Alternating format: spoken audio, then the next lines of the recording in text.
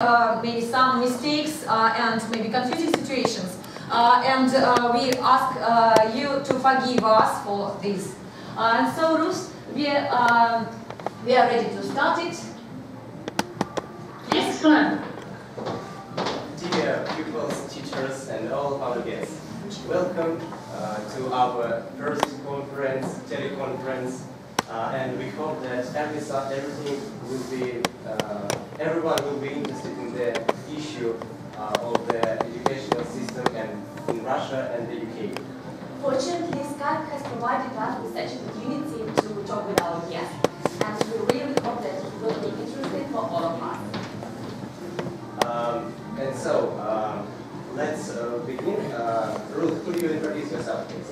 Of course, yes. My name is Ruth, and I'm calling from London, and I'm a teacher, an English teacher for the White Apple Company.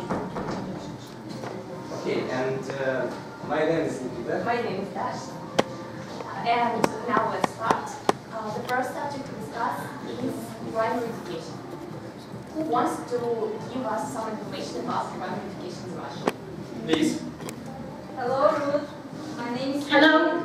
My name is Kate, and I want to tell you about the primary school in Russia. People who in Russia have the right for the education that is guaranteed by the government. Primary school is the first level of the education. It's the place where children meet a lot of new people and learn a lot of new information. They go there at the age of 6 or 7. They study 5 days a week and having 5 lessons a day. Each lesson lasts for 45 minutes, so they start school at 8:30 and finish their school day at 1 p.m. They learn to count, to write, and to read, so they have such lessons as Russian, math, reading, nature study, PE, music, and art.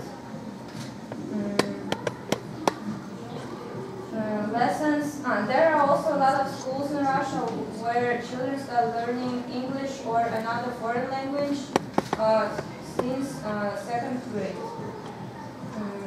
Lessons in primary school are held in a playful form so children don't get tired.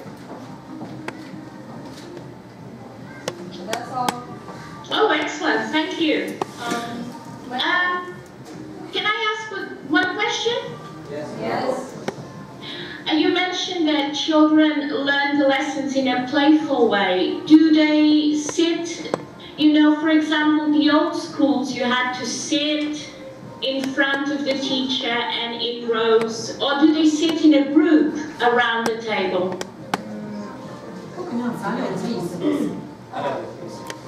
my name is Elena, and I have my brother who goes to school, primary school, and a school that everyone sits in double desks in the classroom, in front of the teacher.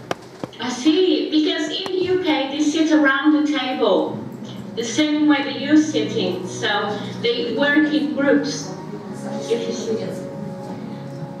And you mentioned foreign languages, so apart from English, what other languages do they learn at primary school? They learn only languages. English. They learn French or maybe in primary school. What about primary school? In primary school, they learn only English. Only English, okay. Thank you. And Russian. And Russian. Of course. May I start first? Hello, my name is Laura. Hello. And I think the most important thing in primary school is the teacher. As is the first teacher in our lives, and we remember during our life. That's all. Do they have different teachers? So every year do you have a different teacher, or do you have the same teacher for all the primary school? The same. You have the same teacher for the whole primary school. Wow. Except the subjects is music and English. So this teacher is really important for the children when they're growing up and developing. And is it usually a male or a female? In the UK, UK, they have a different teacher every year. And I would like to add some more information about primary school.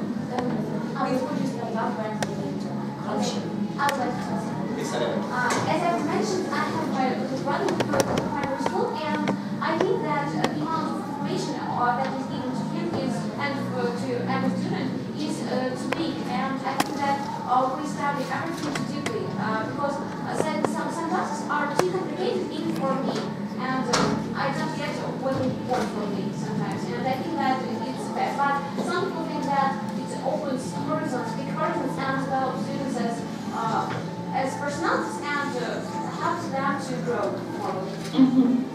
So do you think there is too much responsibility for the children? Yes, I think that it's too much responsibility because they just finished kindergarten and they played their toys and so on, and now they are supposed to learn too much. So it's a big transition from playing to suddenly you have to work and work. And do they have a lot of homework to do? Yes, too much homework. I have less homework. That's very interesting because, and you mentioned before about the playful manner. In the UK, because they work in groups, they're together around the table, it's more like project work. So it's not so much that, you know, you sit and you listen and you learn. They have to discover things together. So they work together, they research together, and they reach the conclusions together. So it's not so much, you know, learn. So it's more discovery. Excuse me, can I add something? Yes. Hello, my name is Arhan. Hello? I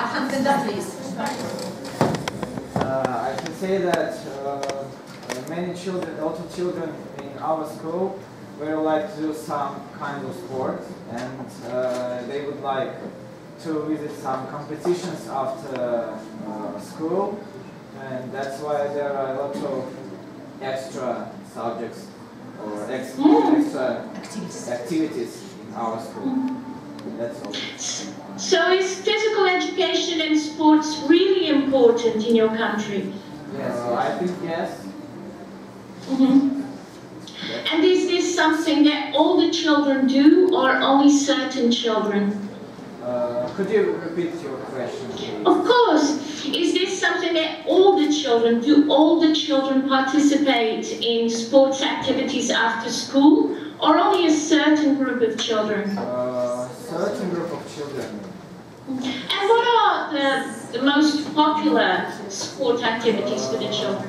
In our country, there are a lot of kind of sports, but the most popular is football or volleyball. Football, of course. No, and hockey too. And hockey? Yes. Oh, that's interesting. Okay, very good. Did you play any sports when you were a child? I play football and volleyball sometimes. Excellent. Is this true for the girls and the boys, or only for the boys? No, this kind of sport can play girls and boys too. You mentioned as well that the school's from 8:30 to 1 o'clock. Are there any breaks in between? Who can answer the question? Yes.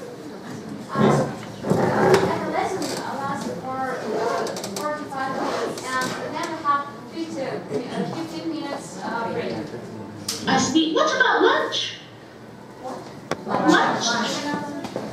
Our lunch is just another break between lessons, so it lasts only for 15 minutes. And it's quite sad because we have to hurry to our lessons. Not easy, especially when you're just a little child, you know, it's a lot to think about. In the UK, the children start school at 9 o'clock and they have a break at about 10:30. They stop for lunch at 12:30. They start again at 1:30 and they continue until 3 o'clock. So from 9 to 3. but they don't do so many sport activities like you do, so they don't have so much time after school.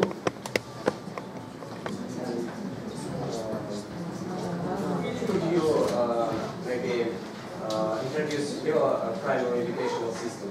Of course. Well, it's a little bit similar and a little bit different from yours. It's similar in the sense that the children also have the same subjects, not Russian, of course. They study maths. They don't have separate lessons, so it's a continuous lesson. They start at 9, and during the lesson they do different activities. So they do maths, they do history, etc. There is a big, it's very important for the children to learn about nature, and they usually do gardening as well. So they learn about plants, they learn about healthy food. Healthy eating is a big thing in the UK. You have the same problem with the children in Russia. They don't eat very healthily. It's a very, very big thing because British children like a lot of sweets and biscuits, and so the teachers teach a lot about food. And the difference is they don't start school when they're 6 or 7. They usually start school when they're 5. So they have 3 years from the age, well, 2.5, from the age of 3 to 5. They go to preschool and they learn the colors, the numbers, and also social skills. Social skills are also very important in the UK because, when you're a little child, a baby or a toddler, you have to learn to share, to listen, to pay attention. So they learn these things at preschool. And then they start primary school, and they finish at the age of 11. Can I ask a question, please? Yes, of course. Should all the children go to this preschool education? Because here children usually go to kindergartens and they learn the colors, the numbers there, and we don't have preschool usually. Okay, that's a very good question. It's not compulsory, so the children don't all need to go to preschool or kindergarten, as you call it. But we parents, we think it's important to help them get used to learn about how to behave at school. So it's more, not so much for the colors and the numbers, but it's more for the social, how to learn to behave at school. Another thing we have in the UK is homeschooling. Have you heard of homeschooling? And is this something that you also have in Russia? Yes, of course. And what do you think? Do you think it's a good thing or not so? Who can answer the question? Please, I think that homeschooling is good for those kids that are responsible and who can manage education themselves. But for others who are maybe a bit lazy and can't get concentrated, it's better to go to schools. So, or, for example, if their parents are busy and they can't help children to learn at home, then the school is better. Very good. Excellent. It's not very popular in the UK. It only maybe very, like you said, children that have some problems and they need extra support. And one more question. Do you have any tests, exams in primary school?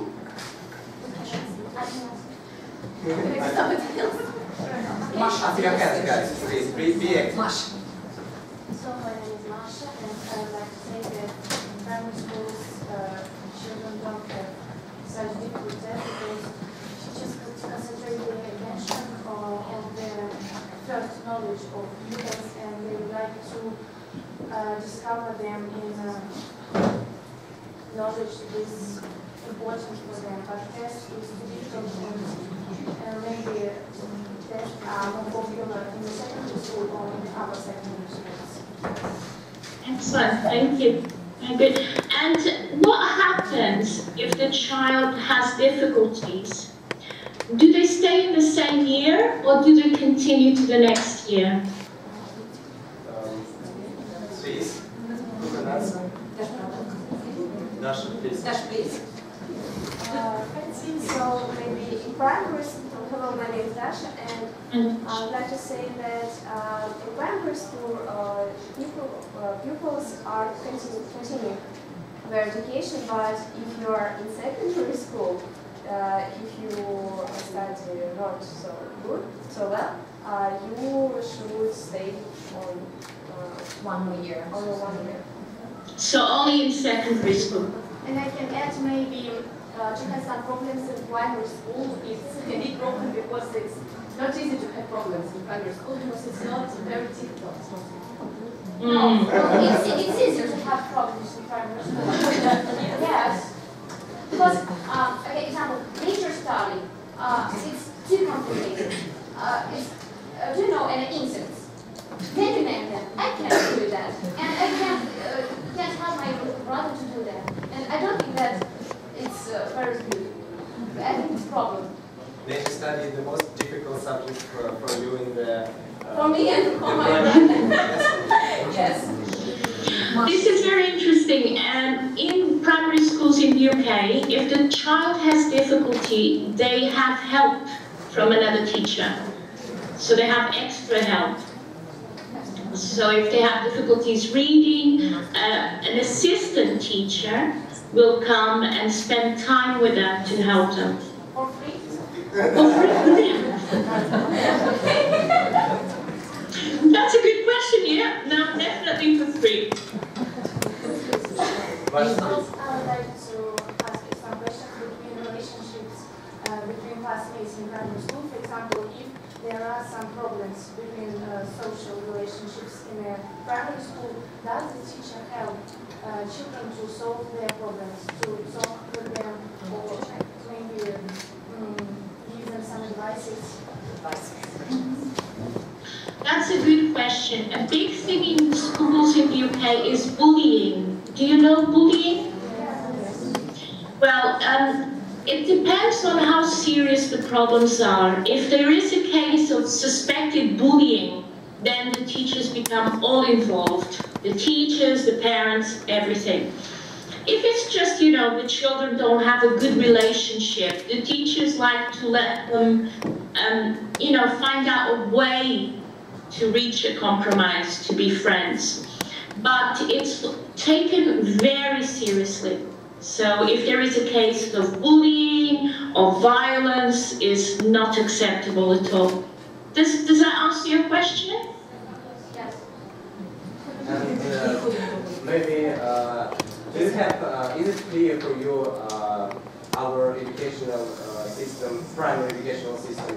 Do you have you understood it? Yes.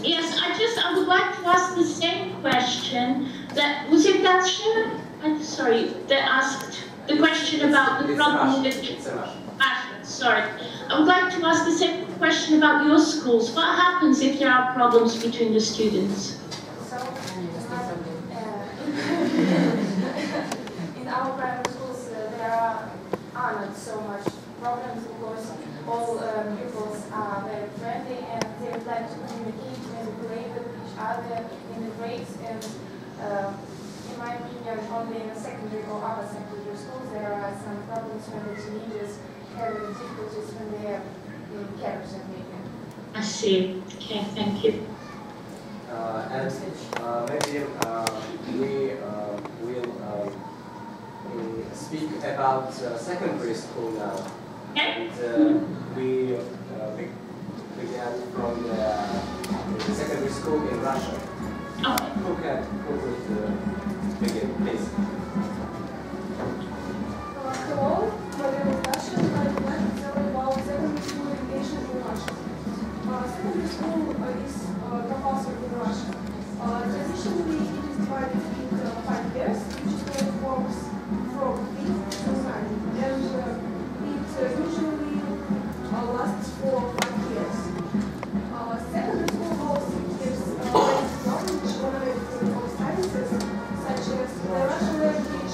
motivation, of course, and the English language is my favorite subject. And I think that Sorry, could you repeat? I can't hear you very well. I'm so sorry. I read that secondary school gives basic knowledge on a main field of sciences, such as mathematics, the Russian language, and the English language. And which one did you say was your favorite? English is my favorite subject, of course. I love it so much. I think that these subjects are very important, but all other subjects, such as biology and physics, are important too.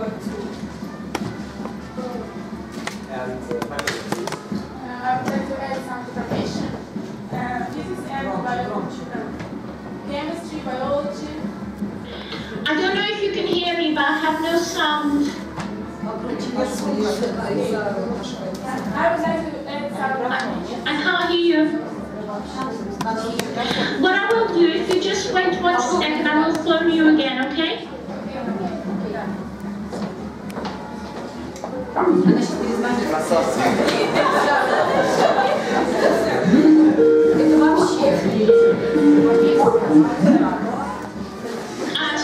Hello again.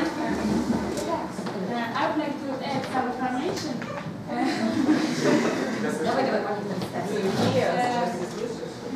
Полин. Chemistry and biology is a new subject in the secondary school.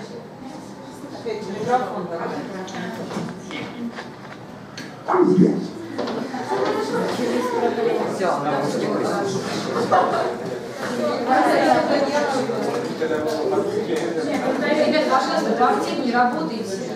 Мне не все имитирует. Давайте погромче говорите, пожалуйста. Hello? Hello, hello. Yes, you hear now, I hope. Please come. Physics, biology, chemistry is a new subject in the secondary school, and a lot of pupils, students, pass these subjects in the future, in the up-secondary school. And I think that it is really important, but it is I have got some problems with this subject because I think it is difficult. Why do you think they're difficult? Physics. Maybe I have got other minds. Maybe I'm not good at physics at technical subjects. Yes, because I'm not literature, English lessons, but I don't like math, physics. It's very difficult. But I try to learn. Can I add some information? I think that biology, chemistry, and physics are difficult because in secondary school we usually have just 1 hour per week of these lessons, and it's little to get a deeper knowledge. So maybe that causes problems. Sorry, could you repeat? I couldn't hear you very well. I think that, can you hear me now? Yes, sorry. Can you hear now? Yes, I can hear you now. Okay. So I said that I think that chemistry and biology and physics cause problems because we have just 1 hour per week of this lesson, and it's too little to get deeper knowledge. I see. Okay, so you don't have enough time to practice. Yes. Okay. Are all these subjects compulsory or are some of these optional? who can answer? Please. All subjects in our schools are compulsory, and everyone gets education in which subject. And do you have different schools, different types of secondary schools, or are they all the same? They're all the same.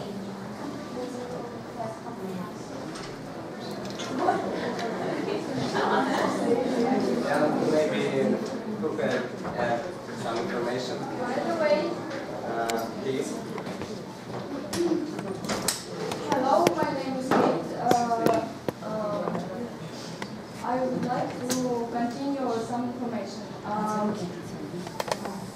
After finished 9 year in secondary school, we have exams.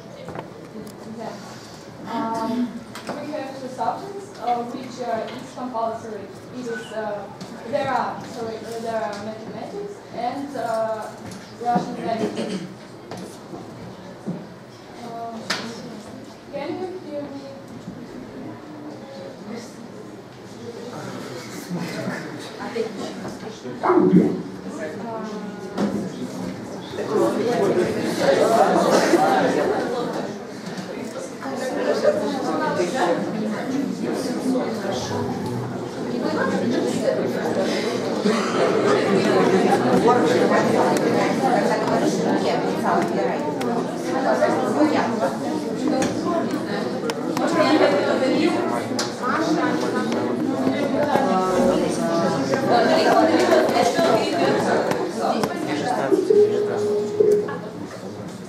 Hello? I'm so sorry. Everything was okay. And then suddenly, I'm not sure why. So, sorry, I didn't catch anything that you said. My name is Kate.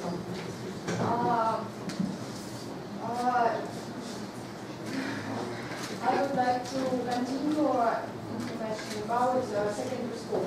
After finished 9 years in school, we have compulsory exam. There are, we have 2 subjects which are compulsory. There are mathematics and Russian languages. Also, we can choose 1, 2, or maybe 4 subjects. Subjects to continue our study. Thank you. Very good. And what subjects do you choose? I chose 1 subject. It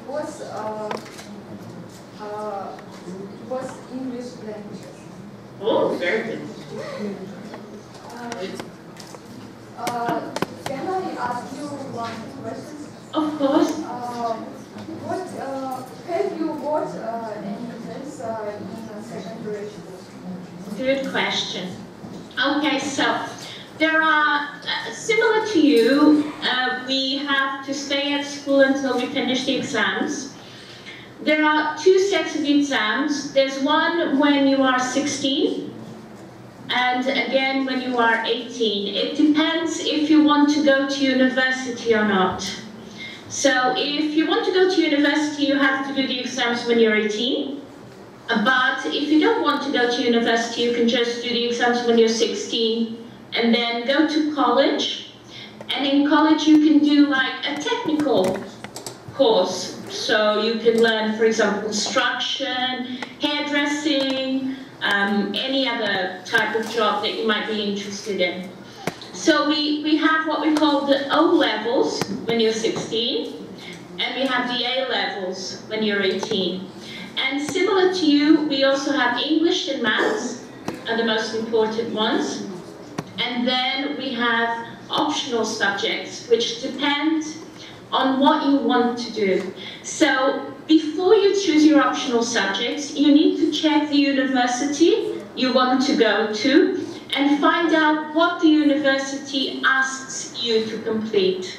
So for example, if you want to study chemistry, the university will say that to enter the course, you need to have chemistry, science, biology, etc. So you plan your exams depending on your university course. I have one question. What are the most popular subjects that people choose? I think that the most popular subjects that students choose in an exam, which we take after the ninth form, are mathematics, of course, social studies, and the English language. These subjects are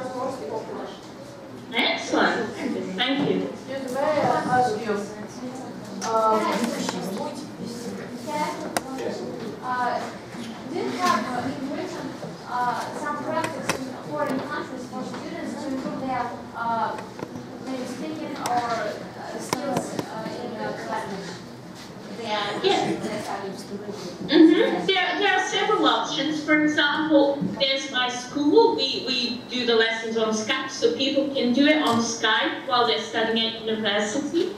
There are, within the university, they also have a special department for foreign students. And in this department, they can have English lessons, they can have help with reading and writing. The UK is very open, foreign students coming. However, before you're accepted into a course at university, you need to have a minimum level of English, so to be able to understand. Okay, but it wasn't my question. Oh, sorry. I asked about, you studied in English, for example, and then you are studying Spanish, and you want to go to Spanish for 1 year, for example, to Spain, right. and study here for 1 year, and then come back to Europe, for example. That's a very good point. Okay, so you would like an Erasmus? Yeah, do British schools provide students with such an opportunity? Yes. Yes? That's good. Example, I studied French at university, and for my final year, I had to stay in France for 6 months. So not for a full year. It depends on what you're studying the language for. If you're studying the language to teach, if you're studying the language for research. For example, my field was linguistics, so I only needed 6 months at a French university to learn linguistics. So it depends on the course, but the option is there. Okay. Did I answer your question? Yes. Can I ask you, what is necessary for foreigners to enter a British school? Right, so the minimum level of English you need is B1. So you need to have B1 level. And that just means that you can communicate and you can understand. And then you need to continue your studies of English. So you need to be able to. So what happens is when you apply to a university in England, you need to write a letter in English explaining why you want to apply and what you want to do at university. Because with the universities in the UK, it's not just your exams or your qualifications, it's also your personality. So you have to show that you deserve the course, that you're going to work hard. So you'll always have to write a letter, you have an interview, and then you might be accepted or not. The other thing is, there is a difference between England and Scotland. If you go to university in Scotland, it's free. But if you go to university in England, you need to pay. So many students prefer to go to Scotland instead. Could you tell us some more information about English system education in secondary school? For example, about subjects, about teachers, about school uniform maybe? Yeah, good. Okay. So they also have compulsory subjects like you, very similar to yours. So basic, PE, maths, English, etc. But there are also many options. So you can have, for example, a language, or you can choose woodwork. Do you know woodwork? So you learn to build things with wood, or art. So there are many different options. You also have a lot of support for your social skills. So you will have a counselor, so someone who will help you if you have problems, give you advice. You have someone to guide you. So every student has a specific teacher that will follow the progress of the students throughout secondary school. You have regular homework, but interestingly, you don't have books. You have books. Yes. Yes. And do you have to pay for the books? No. Wow, everyone's together. Well, in secondary school, they don't use books. So the teachers give them like project tasks. So in every subject, they will talk about, for example, in science, they're learning about the human body. So they will have a little book where they only learn about the human body. And then when they go to another subject or another topic, they have another little book. And, sorry, did you want to ask the question? No? We don't speak about school uniform. For example, in Russia, school uniform isn't compulsory. And what about British schools? Is school uniform compulsory? Or maybe in some schools, students can wear jeans or whatever. No, the children have to wear a uniform in primary and secondary school. They can only wear their own clothes when they go to college. So uniforms are very important because they represent equality between all the students. And every school decides what uniforms look like. So when you're wearing the uniform, you have a responsibility to your school because you are representing your school. And it's very, sorry. Okay, I wanted to say that students can express themselves wearing uniform. No? Yes. No, I understand. I think people always find a way to express themselves. And many young people, they do their hair in a different way, they wear different jewelry or certain shoes. There's always something. So you wear a uniform, but you don't have to have the same hair, or you don't have to have the same shoes or the same jewelry or the same bag. So people can always find, and they do. When you walk in the streets of London and you see the children coming out of school, you can see the difference between them, definitely. You know, they always find a way to express it. And one more question. If you want to dye your hair different colors, like red, blue, is it forbidden? Because in Russia it's not forbidden, but it's not good. It's forbidden. Why do you say it's not good? Teachers are angry. Not angry. Teachers do not improve on Not every the time. They're angry if we do that.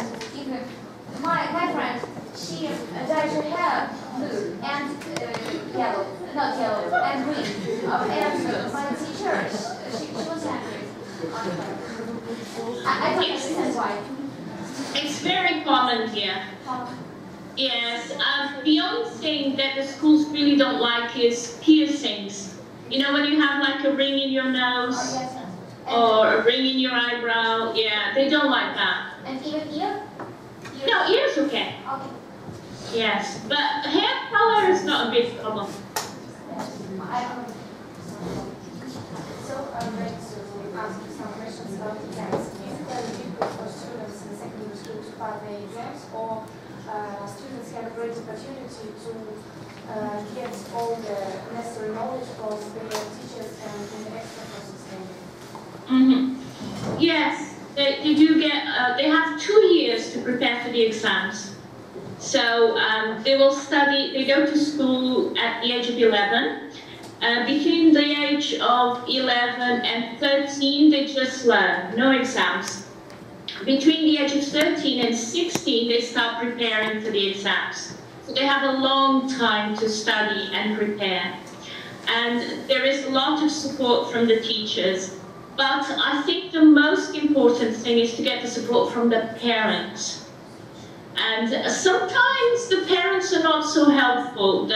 You see, the British mentality is a little bit different from most countries, that you have 2 extremes. You have the parents who are very strict and very supportive. You do your work, homework, and you have the other parents who don't really pay attention. What about in Russia? What are the parents like in Russia? Who can answer the question very quickly, please? Please, Mash. Parents support us with all our maybe abilities, and we have some problems. They will appreciate us, and they will get us the opportunity to study well, and they will angry on us. It's great in my opinion, because the social I think is very important for students or almost the teenagers. Could I ask one more question? Hello, my name is Elisa, and I would like to know, does kids in your school, the school provides kids with books, or everyone buys their own books? No, they don't need to have books at secondary school. Yeah, sorry, I forgot. It's okay, no problem. Don't worry. Do you have any other questions? Does your school have a president, someone chosen between the pupils? We call them the head teacher. No, I don't mean, sorry, I don't mean a teacher, I mean one of the pupils can become a president for school. Yes, they have like a student union. So there is every year, no, we don't really like, in Britain we don't use the word president very often. So we will, we use head.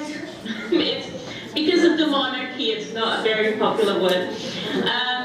But they have someone who is the head of the union, or someone who will represent the school and the students.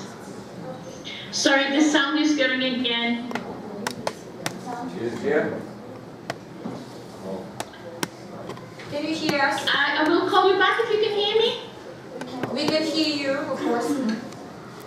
And guys, is it clear for you? Everything?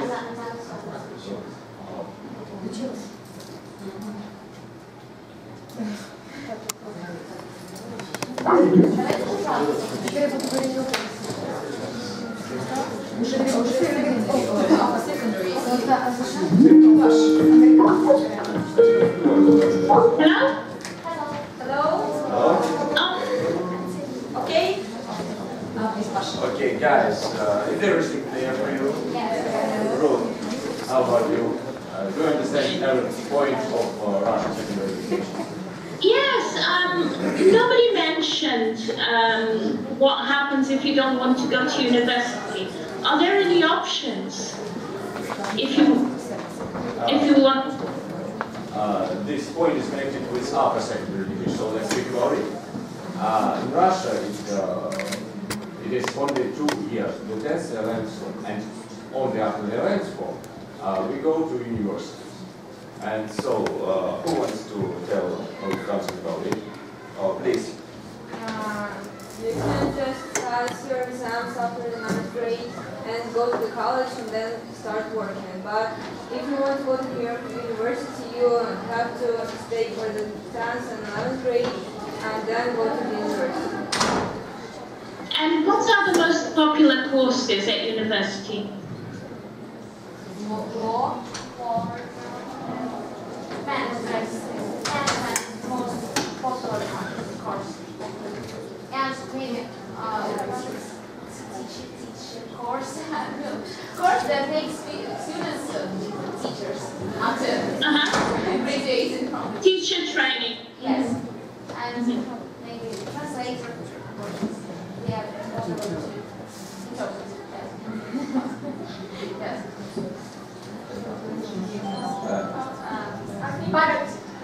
I think that economics is also very popular, and it's often told that there are so many economists in Russia that others are not.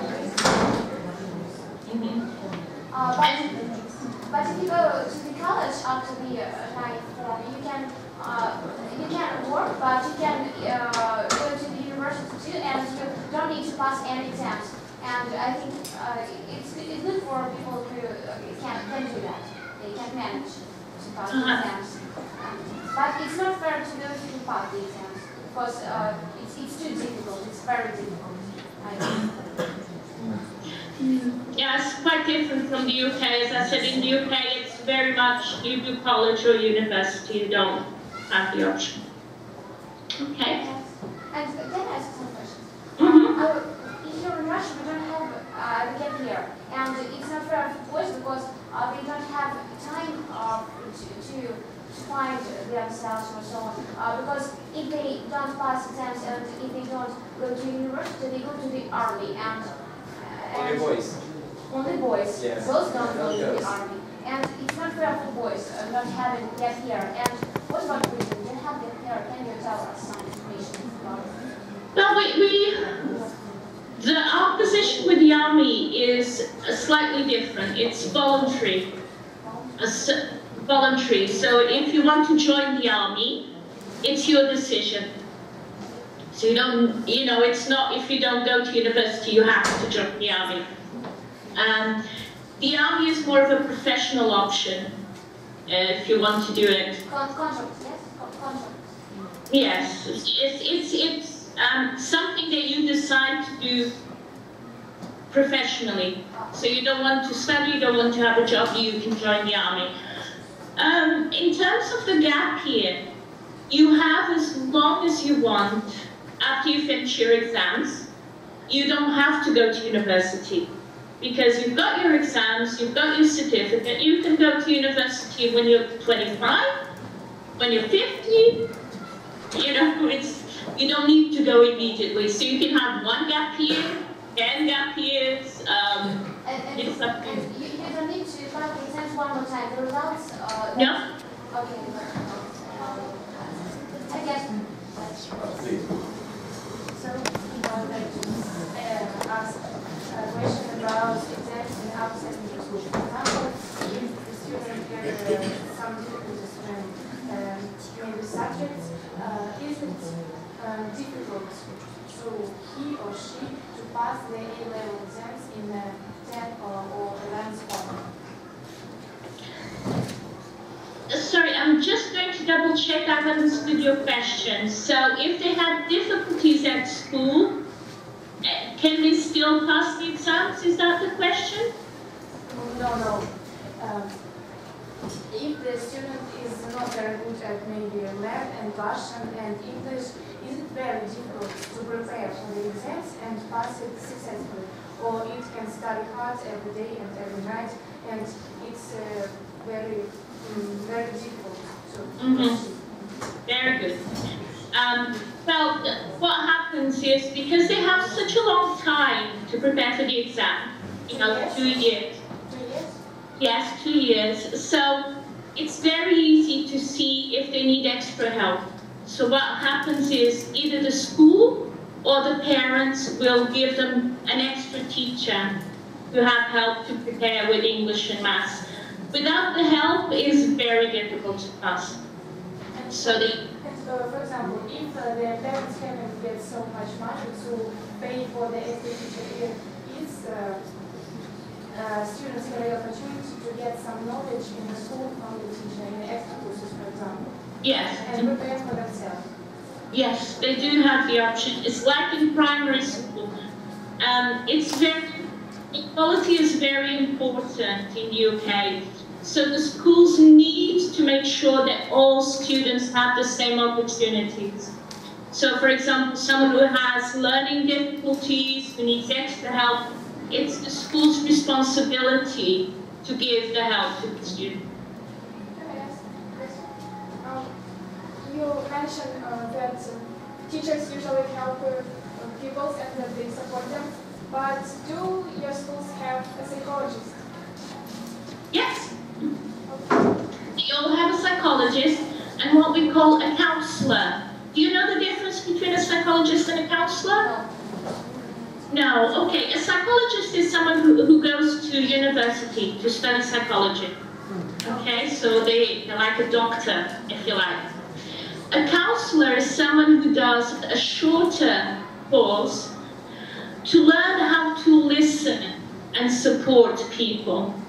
So a student at secondary school who is having problems can go and talk to a counselor.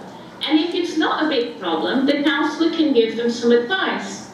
If it's something serious, they will go to the psychologist.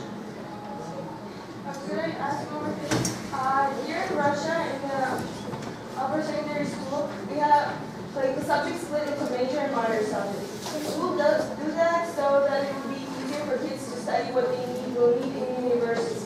Is there such a thing in education like that? Yes, absolutely. It's kind of, you have to choose a field. So if you want to or if you want to study languages. And then within the field, you have different options.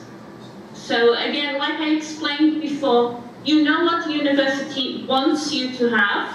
So when you're 17, you usually look at your university and you check the requirements from the university. And then you check your options for the exams.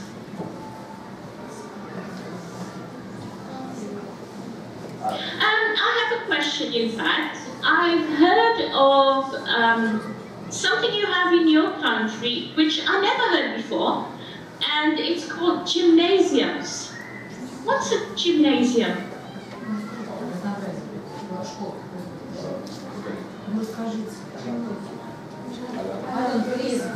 I suppose that gymnasiums are such schools that provide students with basic knowledge, but they are very deeply studying them in basic schools. And what? That's connected with sport? No. That's just more like grammar school. More deeply knowledge. Like grammar school. Because in English, a gymnasium is where you go to do sport and exercise. No. Okay, I thought maybe a sports university or something. We have sports universities. You do? Yes, we have. If you want to become a physical trainer or maybe a teacher of PE in a physical school or someone, if you want to become a sportsman or something, you go to that. Or if you can't go to the university where it's very hard to study, technical or humanitarian science. If you can't do that, you can manage to do that, you can go to the sports university because you just run in there, it's not difficult. That's very good. I have another question. In fact, it goes back to primary schools. And someone mentioned families who maybe don't have so much money. Now, in the UK, both in primary schools and secondary schools, if you don't have enough money to buy your food, the government gives you help. It helps you pay for food. Do you have anything like this in Russia? Yes, we have such policy, but usually that works just for students who have 3 children in a family, or someone who doesn't have a parent. But usually we should pay for lunch. No, if your parents don't have enough money, there is such opportunity for students to eat for free. And as you said, if you have too much children, you can eat too many children. If you have 3 children and more, you can eat for free. And if you don't have one of the parents or maybe 2 parents. Very good. So, what's the average number of children in a family? What's the average number of children in a family? 1 to 2. Maybe 2? 1 to, yes. Okay. And what about the English? 2, 3. That's too much. Too many. I have 3 children.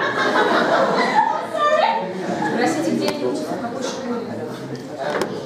May I ask you a question? What kinds of school there are in Great Britain? I have heard that you have grammar schools and comprehensive and so on. Could you tell us some information about it? Very good. Okay.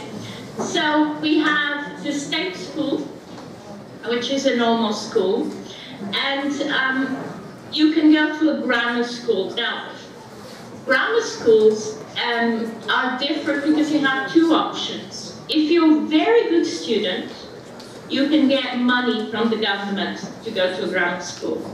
Or if your parents have enough money, they will pay for you to go to grammar school. And the difference is like your gymnasiums in grammar school. So when you go there, you have more tests.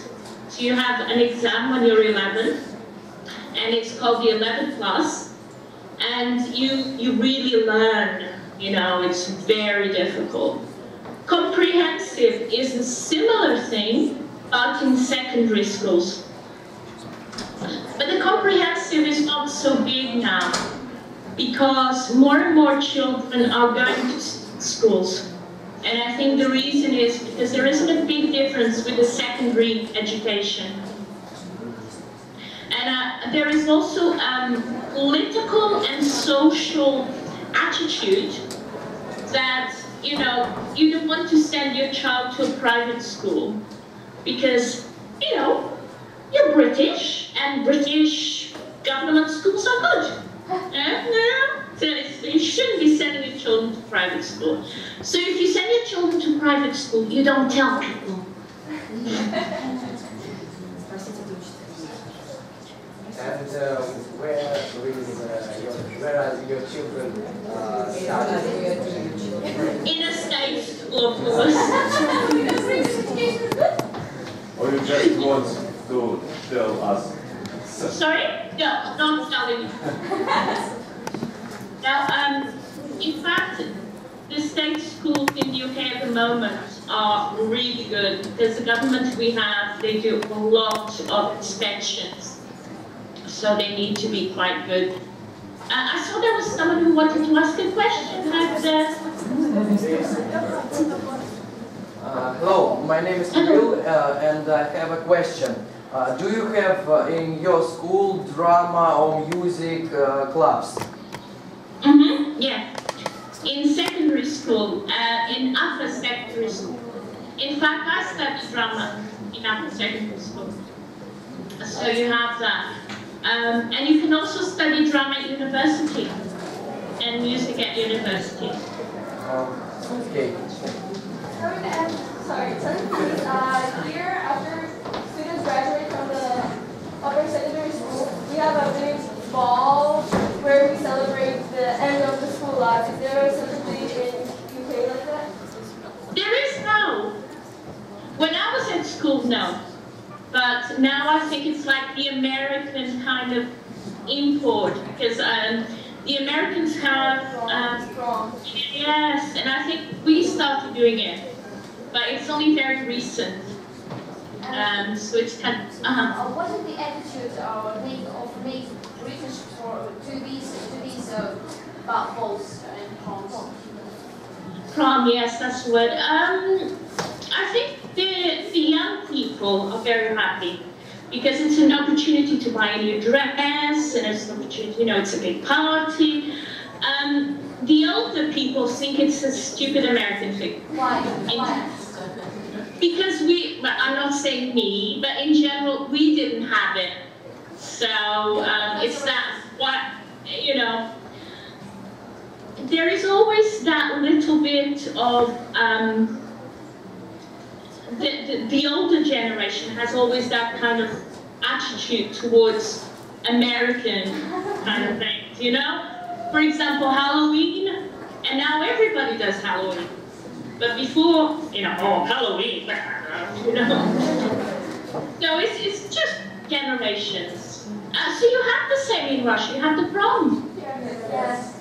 So what's your attitude to the prom? Dash, please, your attitude.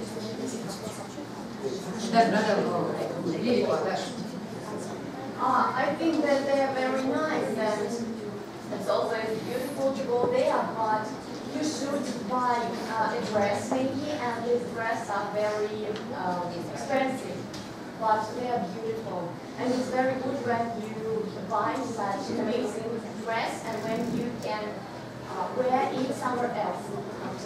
But as for the English dresses, is it possible to wear the dress? Is it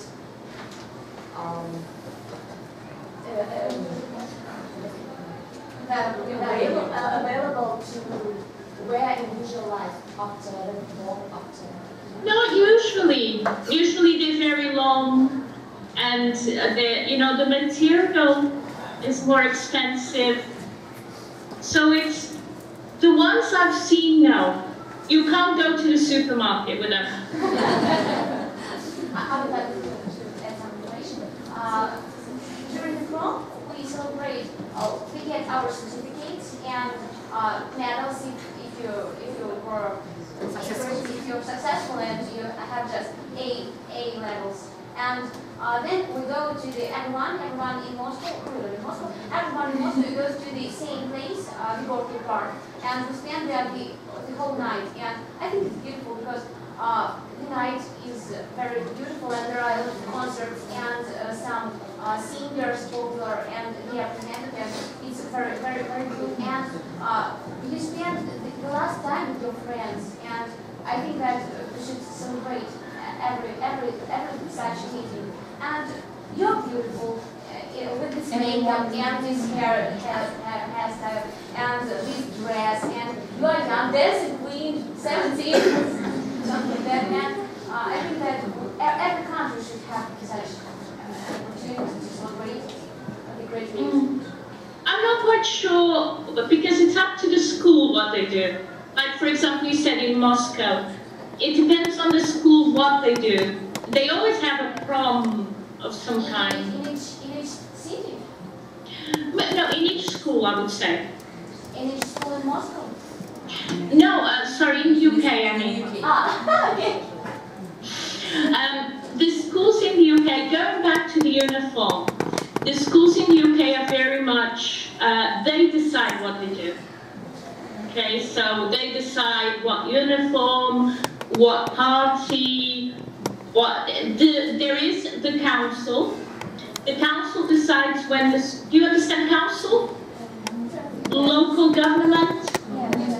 Yeah, so the local government decides when the school is open and closed. But everything else is the school's decision. I want to add some information about our secondary education in Russia. For example, in our school we have our individual plans.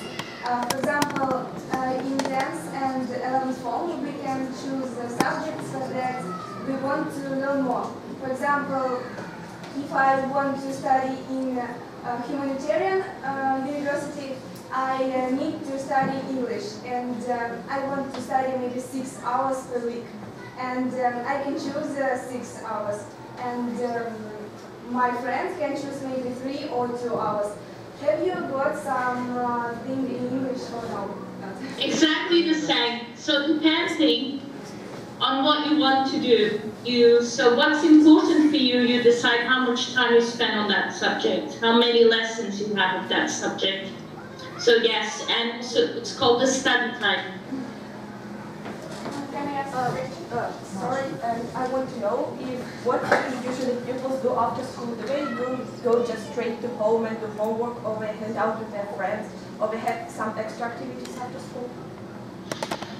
Is this for secondary school? Yes. Usually after school, depending if they have exams, they'll go home and study. If not, they tend to go out with their friends. They might go shopping, they might go to a shopping center, they might just, stay with friends, do different things.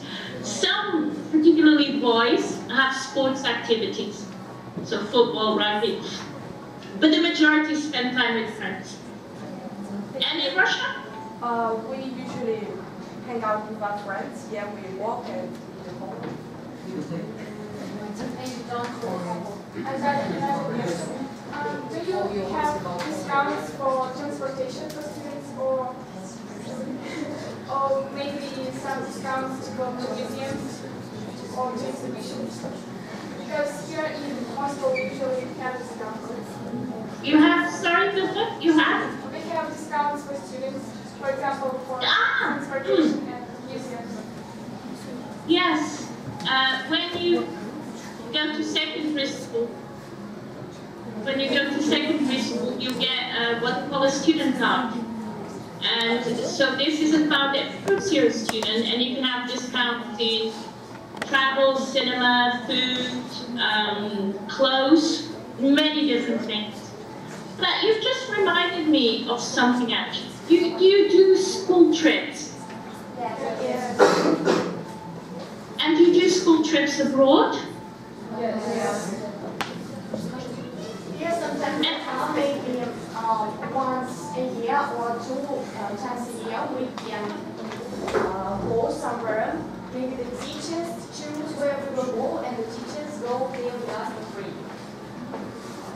And the places are really amazing because once upon a time everybody were in fashion public and they are in Italy and so on. But once upon a time, Even in England, we were in England.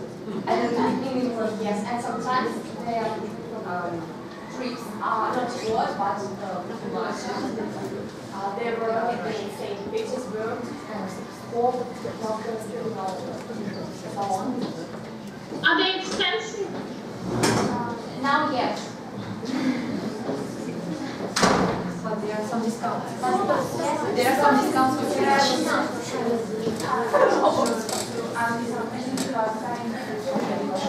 About, sorry? Do you study only English and American and maybe Spanish authors, or do you have an opportunity to study maybe Russian classical authors, for example, Dostoevsky and maybe Tolstoy, or it's not depends on the school program? It depends on the school program, but there is no preference for a nationality. The teacher normally decides what they want to do. So there is one author you always have, and that's Shakespeare. So you will always have Shakespeare. But then you can have Russian authors, Spanish, Vietnamese, you know, it's really up to the teacher. So is it clear to me that there is only one necessary author which can be educated in this school program, and other authors can be students can prepare by themselves? So, for example, teachers. If someone wants to study maybe Shakespeare and someone else, it studies, and maybe some projects in it. And if someone wants to read Tolstoy and Dostoevsky and Chekhov, it studies.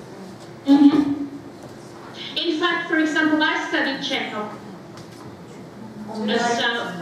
Yes, because I love theater, so Chekhov was one of my favorite. So there is that option.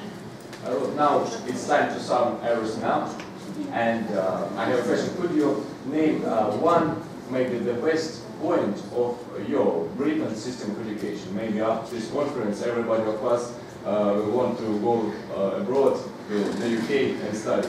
I hope so.